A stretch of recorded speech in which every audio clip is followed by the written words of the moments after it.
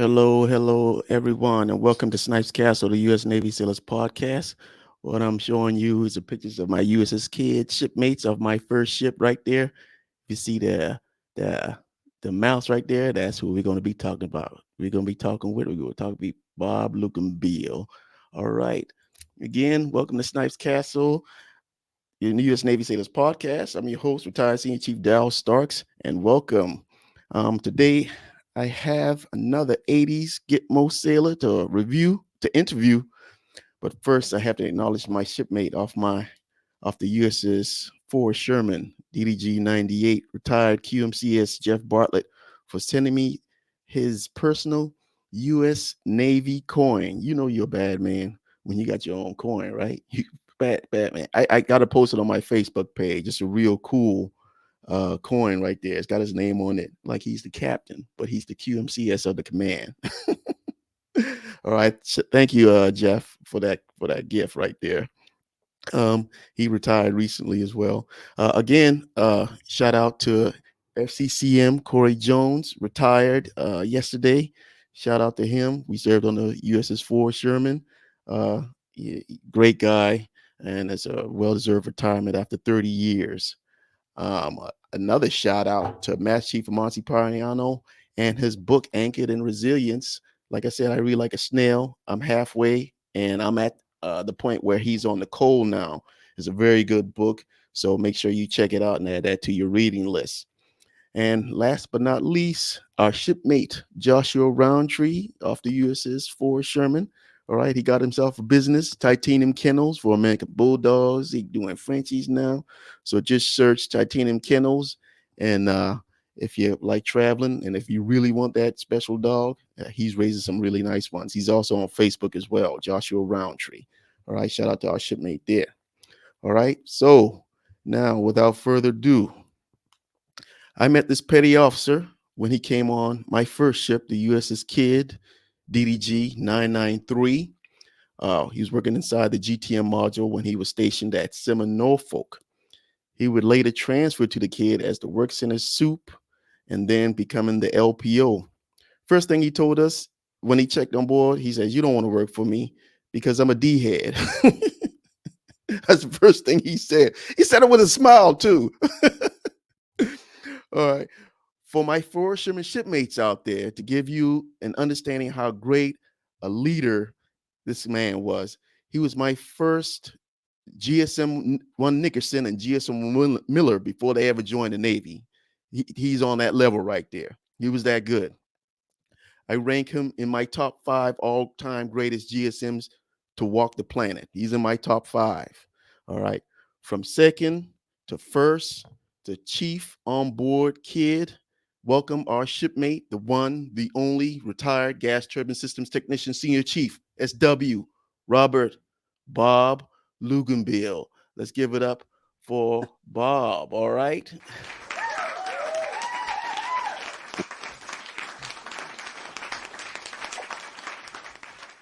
How you doing there, Thanks, Bob? Daryl. Those are kind words. I'm not sure they're all true, but thank you very much. All right. How you been? Look like life been I've treating been you great. good. Oh, That's life is good. treating me fantastic. Yes, it's hard to believe I've been out almost as long as I was in. Retired in 2004, so it's coming up. It's just over 20 years since I retired. So it's been good. I honestly, there's some things I miss about being in the Navy, but I don't really miss it. I've just been enjoying my life too much. So I know that feeling. I know the yeah, feeling, yeah. especially after one tour on the USS Kid. But we can talk about that all next Hey, week. to this day, it is by far my favorite tour. Yeah, It you was know, it it was is. It is. challenging, but it. I have more good memories as well as bad of the Kid than anything else that I did the whole time I was in the Navy. And I did a lot of good things while I was in the Navy. Pretty much every tour that I was on, was a successful tour. But the Kid is just, it sticks in my heart as it's the one I miss. It's the one I Yeah, miss. yeah, most definitely. Yeah. So let's get started. So where are you originally from? I'm originally from what was once a small town north of Indianapolis called Westfield, Indiana. Hmm. Uh, it's actually exploded into a city since then. But yeah, I was born and raised right in that Hamilton County area.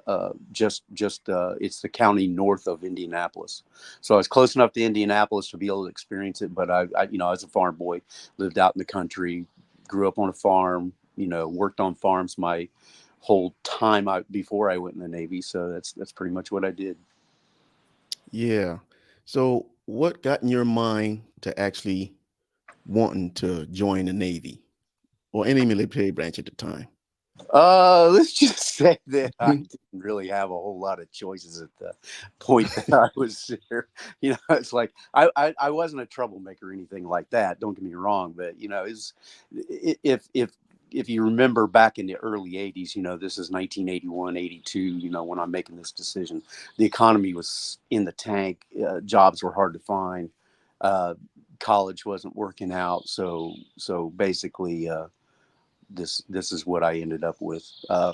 My uncle happened to be a Navy recruiter, so I went and saw him, and Well, he scooted me off as quick as could be.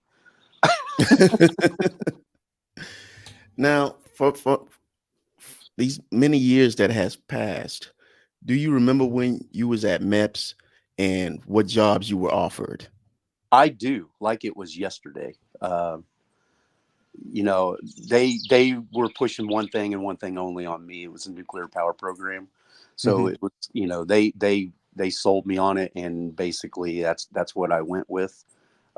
So no, I didn't start out as a GS. So I initially went in as an ET nuke. The only decision I had is whether I wanted to be electronic technician, an EM, or a machinist mate, Right. and I didn't want to be anybody's mate.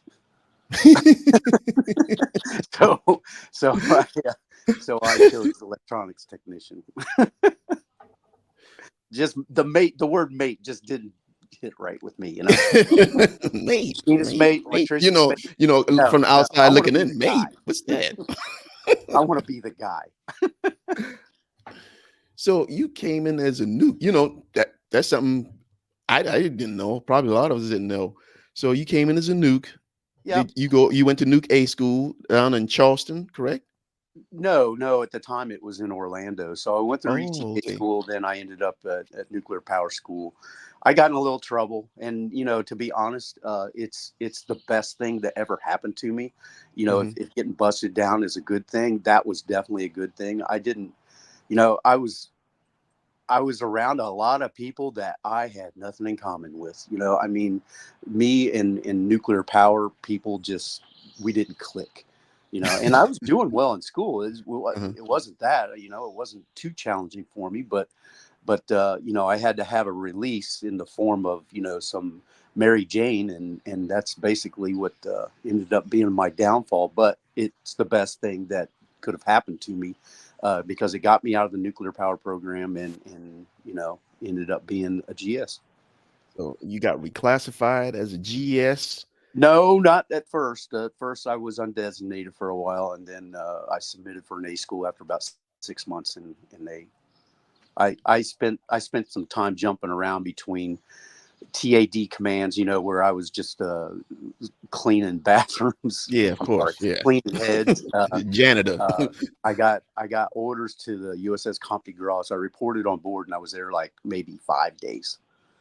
And that A school came through, so I took off for that.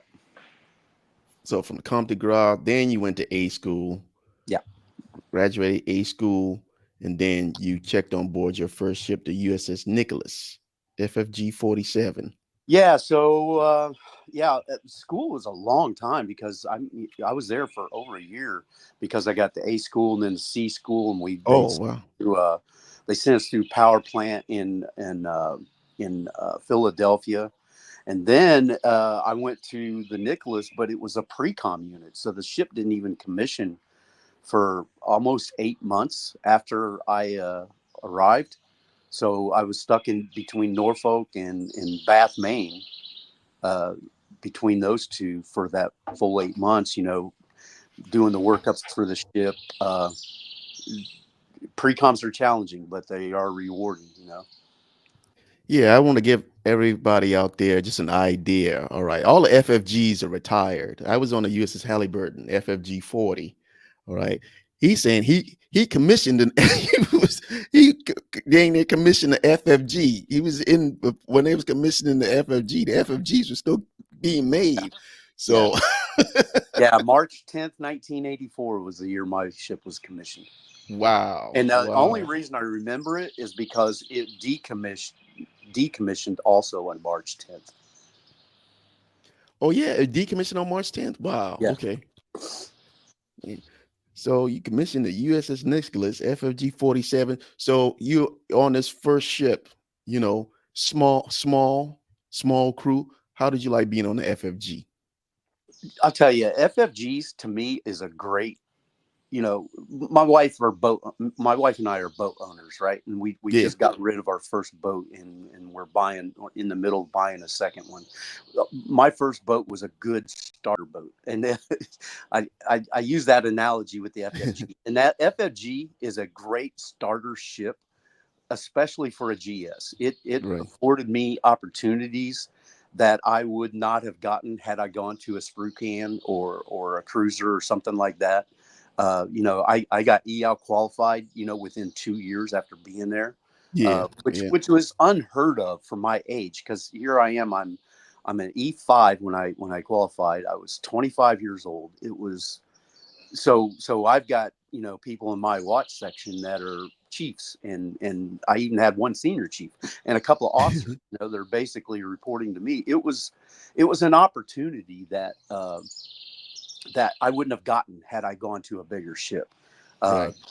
and I I've heard people say, well, you were just on half a ship, and all this. You still have to learn all the programs. Yeah, You still have to learn all the equipment. right, The only thing it changes is the equipment doubles. You know, right. the Mhm. it's basically the same gas turbine engines, same MRGs. We had diesels for generators instead of Right. gas turbines, but it's all the same stuff. There's just more of it. Hmm. So yeah.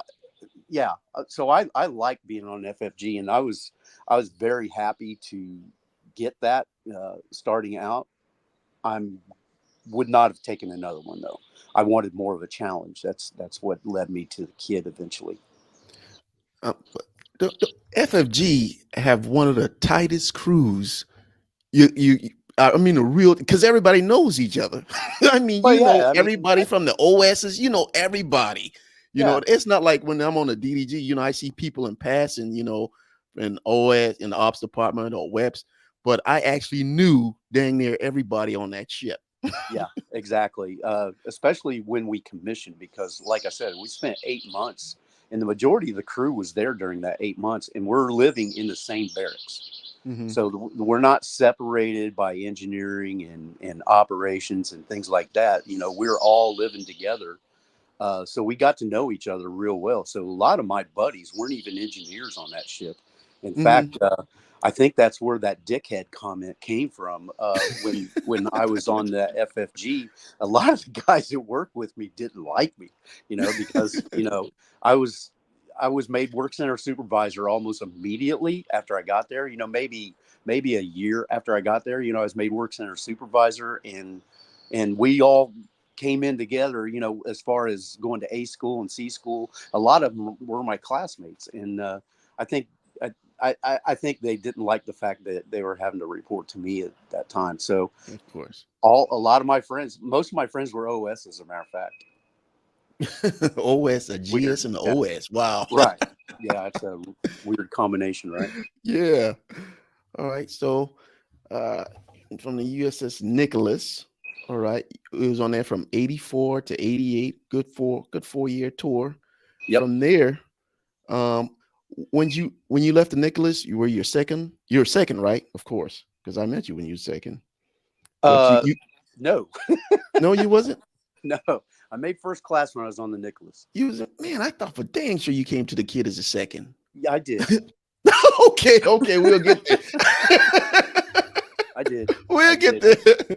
All right. So you made first off the Nicholas, and then you went to recruiting duty Yeah. in Indianapolis, your hometown. And Yep. I tried to get my hometown, and then I ended up in North Carolina. But Yeah. what made you want to go recruiting? Uh, well, I was kind of missing home. Mhm, That was one reason. I was looking at things that were going to get me fast tracked to chief. I worked for a chief who made chief in like 7 years. I wanted to be that guy. Uh, and having been busted once already, for me to make it, I would have, we're right around the 8 year mark when I mhm. made it. Uh, I just wanted to be that guy, and recruiting it looks good on your record. Uh, so it ended up being that recruiting was the downfall of me. It's probably the worst thing that ever happened to me. I made chief for a hot second. Um, I got in a little bit of trouble uh, with one of the females that stopped in my recruiting office, and Oh boy, Bob, you one of so, those. so the same day it's being announced that I'm under investigation was the same day the police results came out, and I made it. And so I didn't go through the initiation or anything like that. I didn't, it's like I knew I was getting busted. So basically, I went from an E7 to E5 when I walked out of Captain's Mess. Wow, Yeah. wow, wow. That's you. That's a first on Snipes Castle right there. Chief, the second class. So I was right. So I did so choose. Daryl, if you do the math, basically I was every pay grade from E3 to E7 twice. Wow, wow. And then okay, so that really ended your recruiting tour right there. After It that. did. It did. And again, it's one of those things that was a blessing in disguise. I got sent to SEMA, Mhm. and I go there, and I'm this hot shot second class who thinks he knows everything. I found out real fast I didn't know shit. I went there, and uh,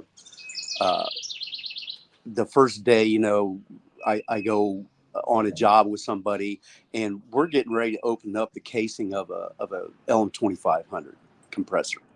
And I'm like, are you serious? We're going to do that? I thought that was only depot stuff, right? Yeah. And I found out, man, we did a lot while I was there. And I got the bug, and I made sure that when I walked out of there, I had every possible certification I could get on both the LM 2500s and a 501K17. I did it. Basically, that tour really made my career. It set me apart from everybody else, because now all of a sudden here I'm going. I'm leaving my first shore tour, and I got an EL qualification under my belt. I'm have every certification. I was at the time I was the most certified GS in the Navy. Um, I had everything going for me. That gas turbine inspector program was just starting up, and I was the only reason I didn't get it was because I was an E5. That was the only reason. They were Mm. going to do a waiver and let me do it as an E6, but I had to make first class. So that was my plan, was to Mhm. do that, and then I just changed my mind later on. Yeah, and So yeah, it was a good tour for me. yeah, I always say it's probably one of the worst things the Navy did is when they put all those contractors out of there over there, and they took all the sailors out of there, because the dynamic was okay, you spent time on the ship, and then when you went to Simon Norfolk to 31 Tango to one of the shops out there, that's when you really became a GS, when you started breaking down stuff and Exactly. you started to really learn. And then when you went out back out to sea, if you did go back out to sea, all right, then you was even more valuable because you had all that knowledge coming from some Norfolk, and then they wouldn't Exactly. have to worry about calling the contractor over Yeah. to the ship because nobody know what's going on with this gas turbine. So I didn't But know they did that. So they replaced all the SEMA people with contractors. most of them are former Navy Right. first classes chiefs over there as contractors, and if we have an issue, there's a fly out team, and they Yeah. fly out to the ship and they solve the problem, or they take apart the generators, or what they have to do, can change outs or whatever. They do all that stuff. I Yeah. mean, we hardly ever touch anything. But yeah, yeah. I mean, a lot of that is gone over there. Most of them are Wow. contractors. That's Yeah. sad. That's And sad. so the guys are out at sea, you know, similar, they call it Marmac now. It's still a place to transfer to, and Yeah. they still have a 31 Tango shop over there, but it's not as robust as it was back when you went. Yeah. Huh. Yeah, yeah. That's But yeah, so you got all that knowledge, and I remember because you was down when you was at Simba, you was down in main two in the main in the modules. You was in there. We looked in there and we saw you. And I'm not sure if you said, "Hey, I'm coming to this ship." I can't remember if you said that, but so. You remember Mike Nail? yeah, yeah, mm-hmm, So I I was on there to do a trim balance with a buddy of mine, Floyd King. mm-hmm. He's a retired warrant officer. But I was on there to do a trim balance, and we had one NAVC rep because he basically he's the guy that put the information in the computer and spit it out and tell us where to put the blades. But we were doing a trim balance because of high vibrations on one of your main engines, Yes, right. and we only had this is the first one that had ever been done underway. Uh, and we did it with a 2-man team of me and Floyd. That was it. Uh, so it was challenging anyway, and it was basically a 24-hour day for us. So I'm not gonna anything that happened like 14 to 16 hours after I got there. I'm not gonna.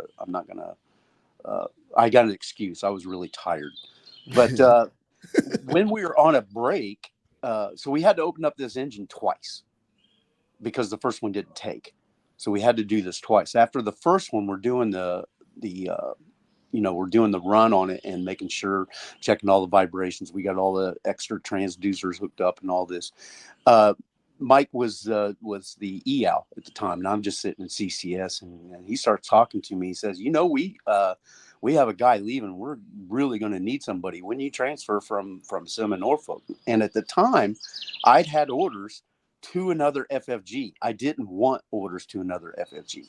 I had orders to another FFG. So he talked me into trying that out. And then Warrant Officer Brown, remember him? Yeah, yeah.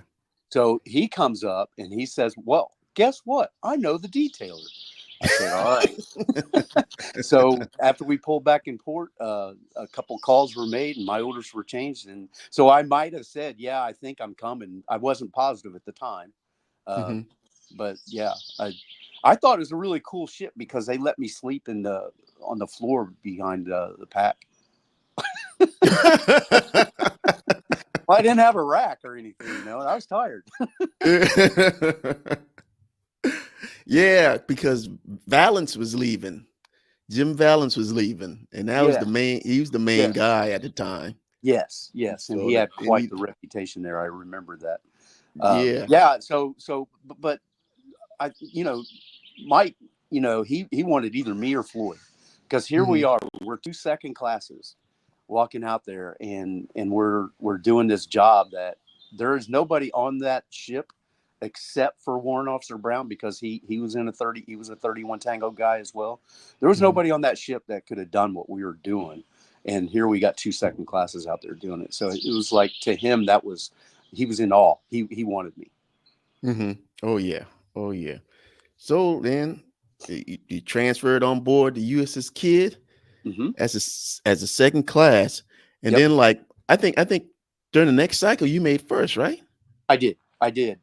So I'd actually taken the test uh, prior to going Prior to to the coming. Kid. That's right. That's right. That's right. I Because it had was taken the fast. test, and it came back as invalid because I took the test too early. Mm-hmm. So when you get when you when you advance to second class, it's like basically 2.5 years you can take the test. Right. When you get busted down to second class, you have to wait a full 3 years before you can even take the test. So you actually have to wait more than 3 years to make first class again. Mm-hmm. So that's why it came back invalid. So that was a disappointment. I took next time, and I ended up I not only made it right away, but I got paid for it right away too. I was what they called it early promote. Yeah. Yeah. I was I was pretty happy about that. Yeah. Yeah, at the beginning, I was telling everybody off the Forest Sherman, my last ship, that you and Doyle were like these two guys that Mm. used to these two first classes that were in the engineering department, Miller and Nickerson, and that's because y'all work together real well as two first classes. I mean, y'all work like really well together. Yeah, we were good friends too. Hmm. I don't know what happened to Bob Doyle, but man, I wish I could look him up. You know, I was what is what was I was a chief, and there was a ship. The ship was tied next to us. There was like minimum man, and so we had to go over and help them out, uh, Hmm. because they were minimum man. And so we went over there, and we was eating. No, and we had to eat over there because our galley was down. So we Right. went over there, and I was looking up. I was like, "Damn, that's that's Doyle." He was a senior chief. I'm like, "Damn, that's Doyle." He's like, "You remember me?" He's like, "Yeah, I remember you. You dumped blue ball in the pit." The pit. I was like, "Yeah." Well, I can tell you, Daryl. I'm gonna put my little 2 cents in here because I think it fits right here. Uh, Nobody's ever gonna forget you. And of all the people I've ever had work for me, I always said, after I left, especially when I did my last ship on the Normandy, everybody I compared to you and Cicero, and you guys, everybody failed in comparison. You guys were, I don't know what you were like as a first class or a chief or a senior chief, but I know as a second class, you guys rocked. You were awesome. Yeah. Hey, I appreciate that. I appreciate that. And like I said, that was our first ship. And me and Cicero talked when we talked. I just actually talked to him. It was like years. I'm like, man, where is this guy? He like went like dark off the map. But when I finally talked, it was like Doyle, first it was Kungus, then it was you and Doyle, and like y'all all helped mold a lot of us, and we got so many fond memories of the kid. And which, like I said, next week is the kid reunion. So I'm gonna save all that for next week. but Yeah, uh but you I forgot molded about that. us. Thanks for reminding me. Yeah, yeah, big kid reunion. But yeah, yeah. The kid is a challenging ship. But I tell you one thing, just like you just said, now from the kid, that basically shaped me until the end of when I retired. Because I always spoke about the kid. I always told everybody about the kid and how it shaped me. Because like after the kid, man, I was like old king for life for until the end. I'm telling you, I was the old king. I'm like, damn. And I remember on the kid, they say if they see that old lab quarrel on you, you could be the old king. I'm like, oh man. Yeah, yeah, I had all that too. Yeah. So from the kid, you did 5 years on the kid. It's like did 5 years on the kid. That was a long tour right there. Awesome Yeah, tour a though. little bit over 5 years. Yep. You tried out recruiting again in Richmond. Yep. Yep. And Somehow then they off talked the me kid, down. I want to let everybody know off the kid, he made chief when he was Yeah. on the kid, and Yeah. then I transferred as a made chief. chief like I think 2 years before I left the kid. Yeah, because it seemed like it was fast, like It because you was. made first, Yeah. and then you and Doyle made chief. I'm like, God damn, that's fast.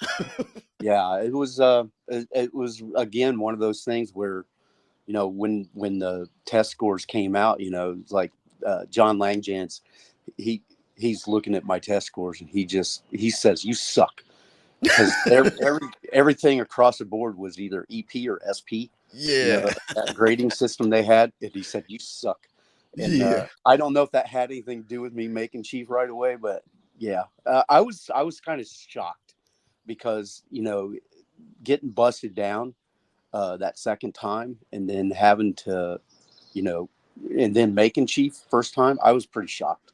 Hmm.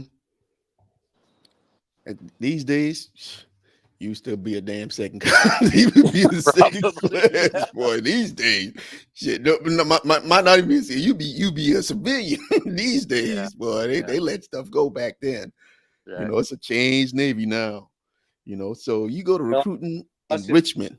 rock and roll. So Yeah, it wasn't. that's the I didn't do anything bad. I never went UA. I never was derelict in my duties. I was always trying to be the best that I could be at everything. My qualifications were always way ahead of where I should have been. So, like I said, I only ever got busted for having fun. That was it. Yeah, having fun.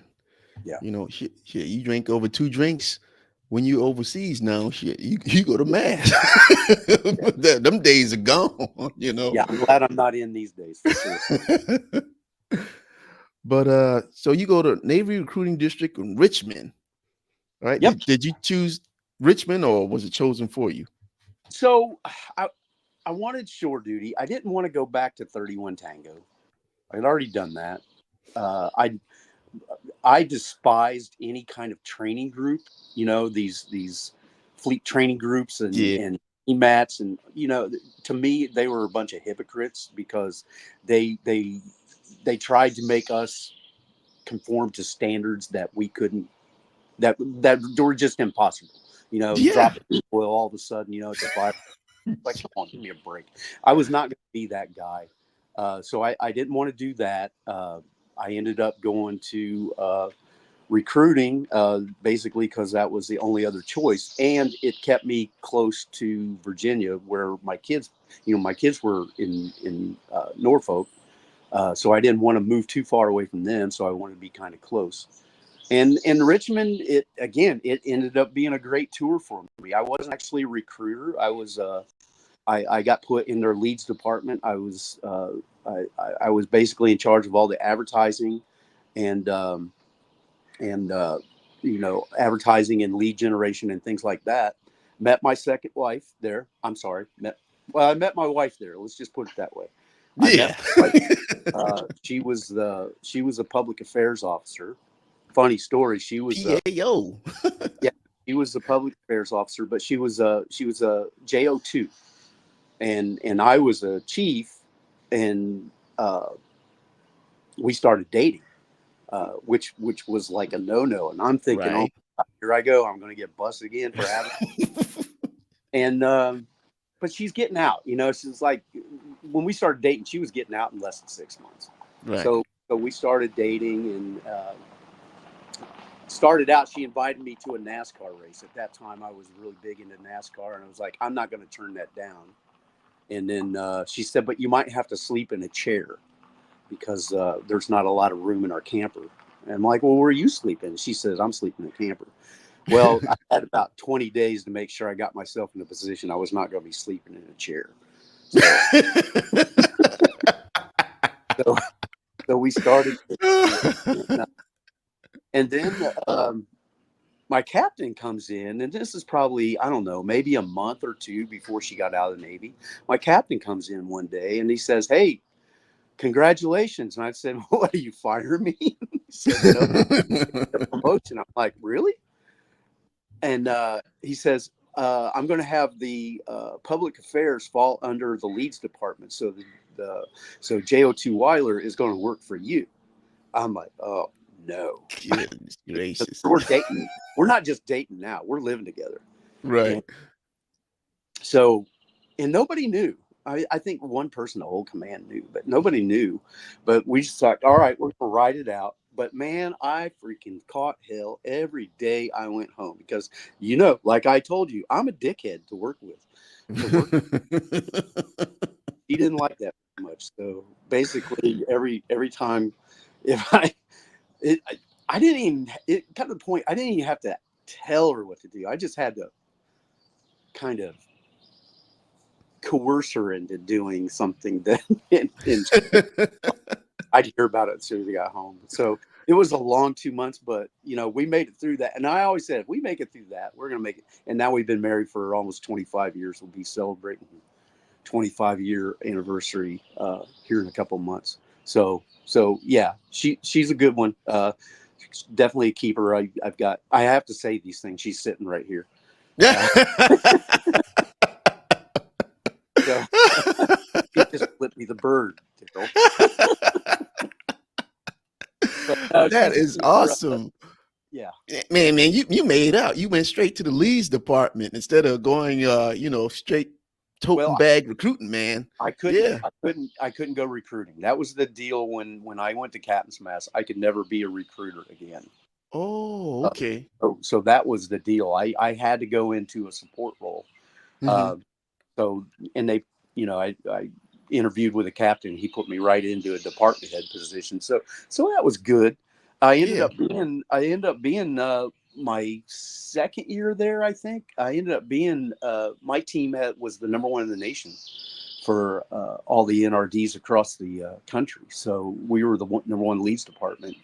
So I ended up getting another medal for that, and another thing looked good.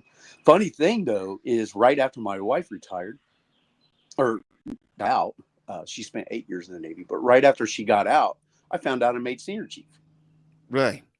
and that was fast too. I swear I was only a chief for like 2 years, and then boom, I'm a senior chief. It was really fast.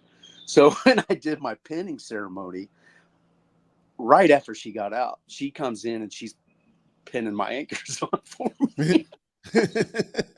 So everybody's looking at me like, "What the hell?" Yeah, yeah. So everybody was oblivious. Nobody knew that y'all were dating. Nobody Well, at the command knew. got out. Several people Yeah, knew, but the captain didn't know. He may have and had his he may have had his suspicions, but he didn't know. yeah, that's good. Keeping it on the down low like that. Yeah, lucky for me, the captain left right after that. So you did. Let's see, Richmond, Virginia. That was about 3 years at Richmond. Yep. Then from Richmond, you go back to sea to USS Normandy, CG-60. Uh huh. Great ship. The Department LCPO, Yep. right? Yep. Right. How was that tour? Well, it was different. It was the first ship I was on that had women, so that was something I had Oh to yeah, yeah. do. It was, and it wasn't that hard. I found out real quick, and I only had I think 3 women in my whole department, but of the three, 2 of them were my best performers. And what I found out really fast is if you had a woman that gave a shit, she was going to be better than else because they knew that they had so much more to prove. They had Yeah, to yeah. fight as hard as everybody else to prove themselves. So they were my go-tos. I mean, they were, I say my go-tos. I was 3 levels above them, but I could always count on them when I'm working out watch rotations. Okay, this is a real solid performer here that I can put in this position, and I don't have to worry about them. So I can put somebody weaker that needs trained with them.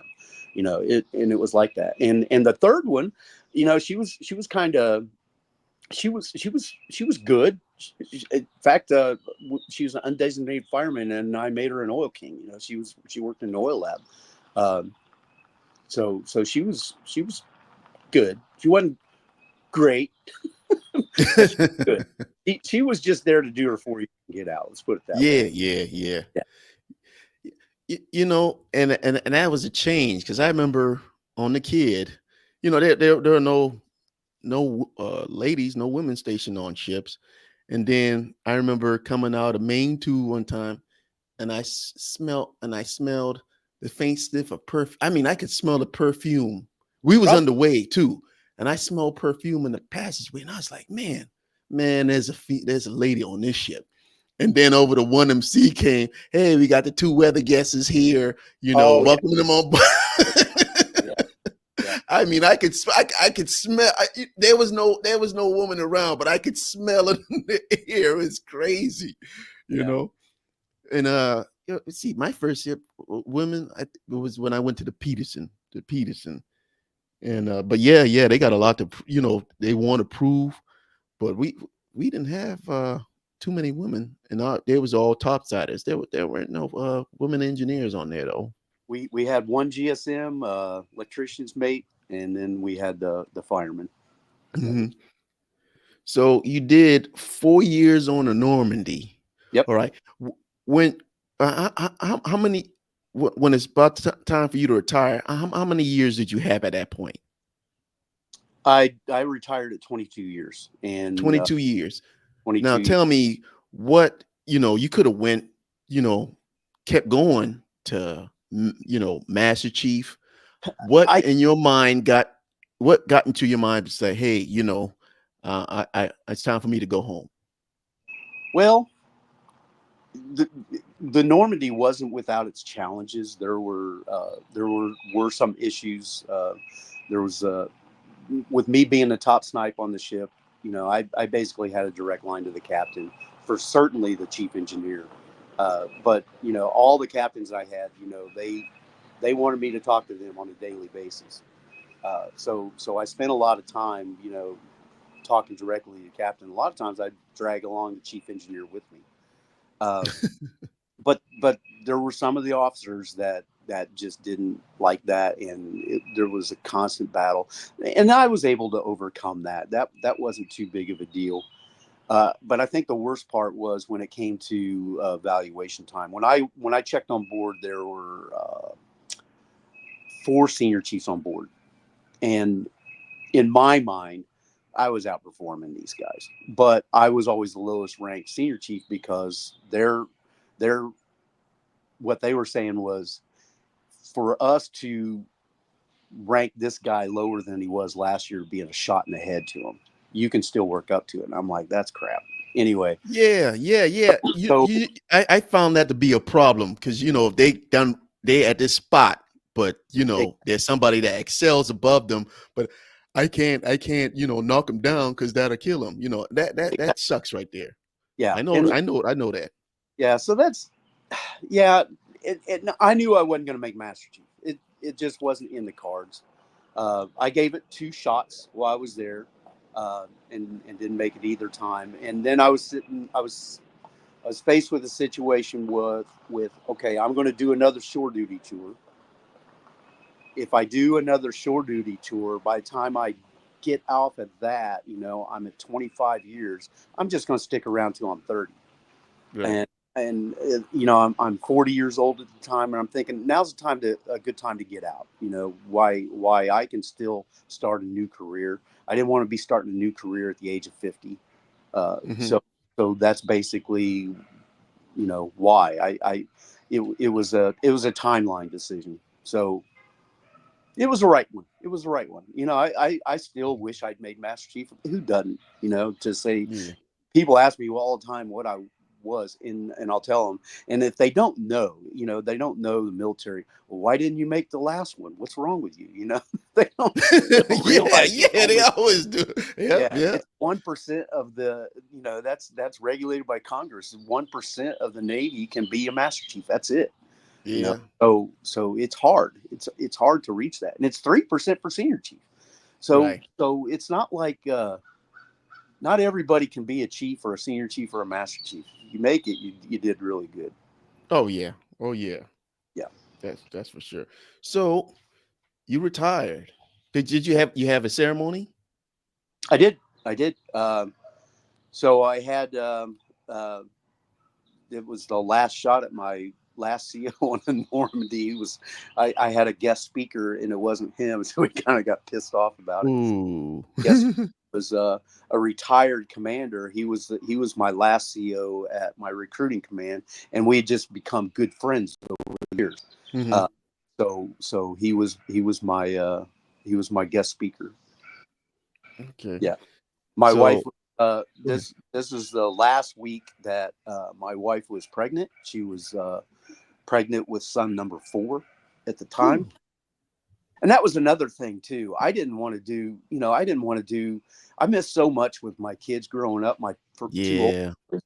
so Yeah. my two younger ones. Here I got one that's coming, and I have one that's 4 years old. Uh, I wanted to spend time with them. I wanted to do things with them. So, That's for sure. So you retired. So once you retired, what'd you go into?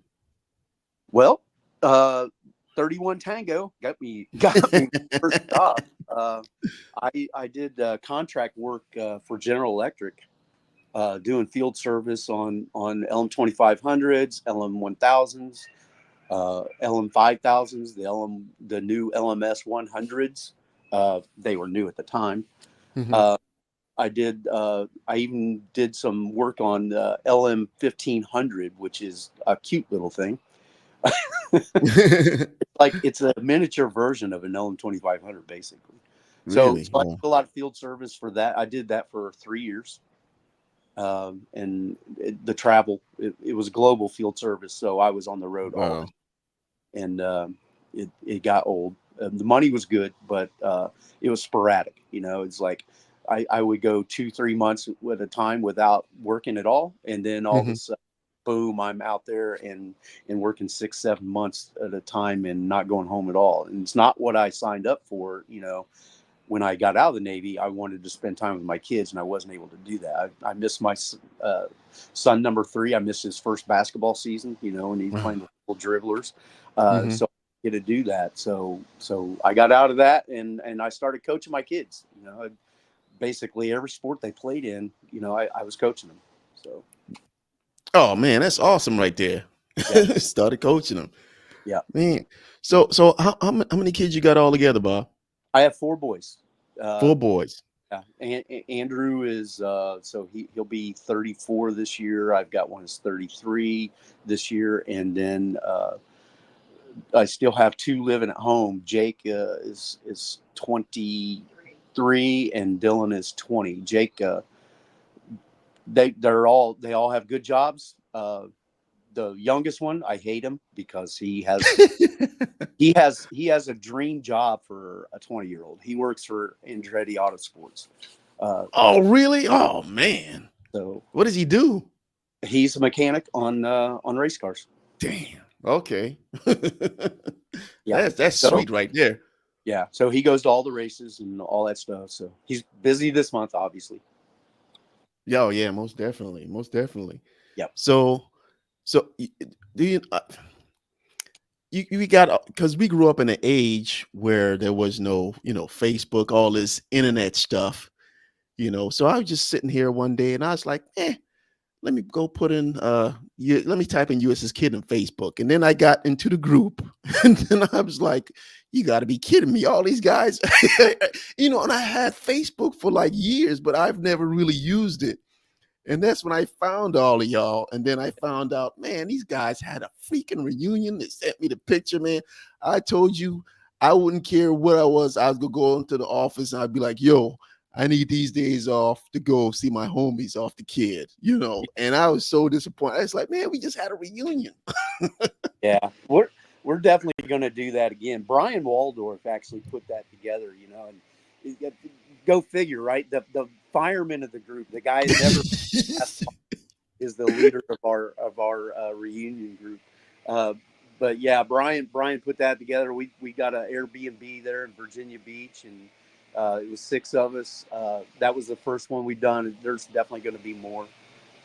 They're actually talking about coming here to Indiana this year and visit me out on the lake, and so yeah, it was a good time. It was really good time, and you know, the one night, we were all humped up. We were down at the beach in Virginia, and we were going to go out and hang out in some bars and everything. And we sat around, started smoking cigars and drinking bourbon. And before you know it, we just been shooting the shit the whole night. And it was like o'clock in the morning. He's like, I guess we're not going out. Oh man, that was awesome. Yeah. All right. Do you I talked with Waldorf. I got where was I on? I was leaving the Porter, USS Porter, and I was going to uh the USS Cape St. George. And there was a guy that checked on board. His name was Vaughn. And he's like, "Hey Daryl, how you doing?" And I'm like, You don't remember me off the kid? And He I was a, was like, right. said what now? Was he a DC man? When he checked on, he was a GS. And I know. Yeah. So yeah, this guy comes up to me while we're in Virginia and starts talking to me and telling me about how, I was a big influence in his career and all this shit. And I don't remember. I felt so bad. I, but my last year and a kid, after I made chief and everything, it was a blur. It just went so fast. yeah. And I just don't remember a whole lot from that last year that I was on board. All the buddies that I had, all the good people that I had there had already gone. Uh, Hmm. I'm pretty sure you were gone, right? Yeah, you left me. Yeah, I checked. Yeah. Yeah, so you and Chuck were gone, and yeah, I just didn't. It was a blur. Don't feel bad because I was like, Vaughn, I feel so bad because I don't remember. He's like, man, we used to talk all the time, man. I'm like, man, what this part of my memory went? Because I could not remember ever meeting this. But he talked about everything we used to do on the kid. And I'm like, man, I'm sorry, man. I don't remember you. I don't know what happened, but it was like a memory lapse during that time. Yeah, yeah, I felt that. You know, that last year on the kid, I was the only chief. Jim Crawford was there. He was our master chief, but he Yeah. was, you know, doing department stuff and all that. So I basically had the whole division. We didn't have a GSEC. We didn't have any other GSMC. So it was just me. So I was stretched thin.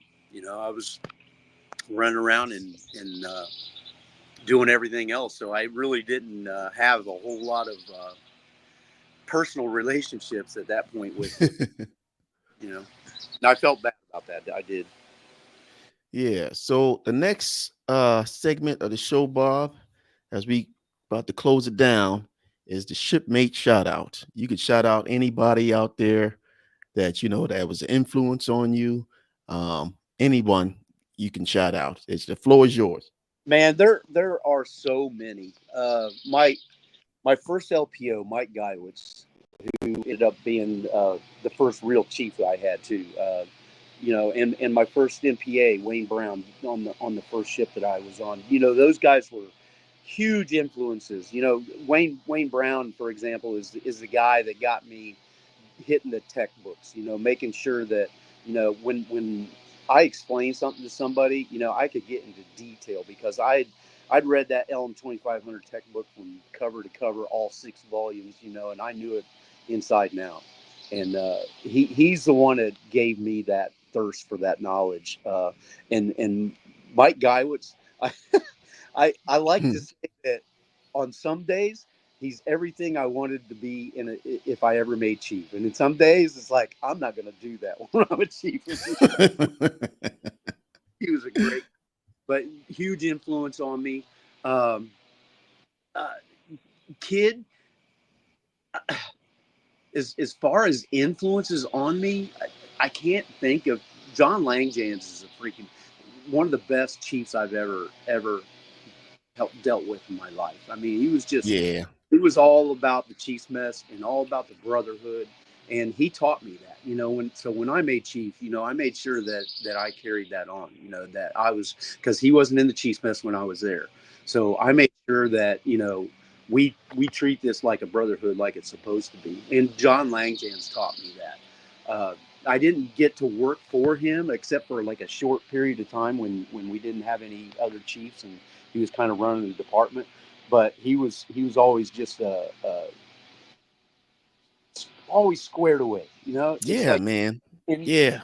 and I found myself asking myself later on, when I get in situations, what would John do? Would he? Yeah.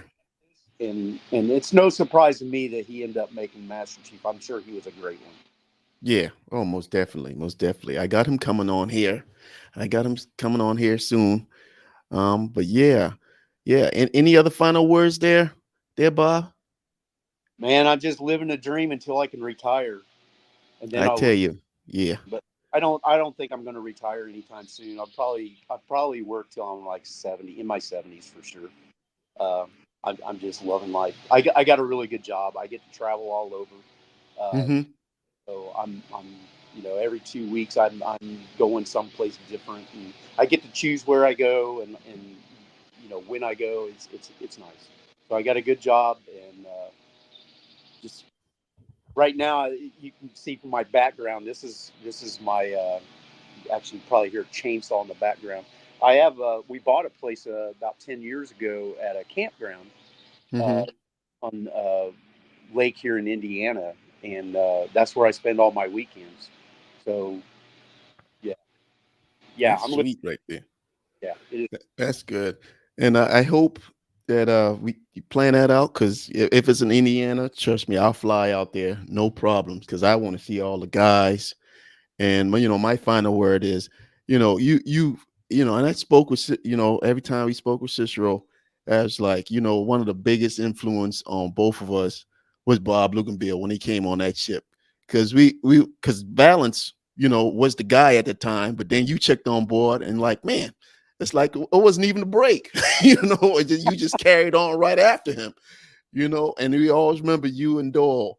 Y'all two were like probably the biggest influence on us, and that's why we were, successful on afterwards. And I'm like, and I remember, they was, I was somewhere and I saw someone off the kid, and then it's like, oh, Bob Lugenbeal retired. I'm like, he retired, and I didn't know I had went. Oh my God, and they said you had retired. I had a guy show up from the kid, and Uh-huh. I invite him. I'm doing my speech, and I looked to my right, and there he's standing, and he got this smile on his face. Cecil Wilson, remember him? Yeah, my buddy Cecil.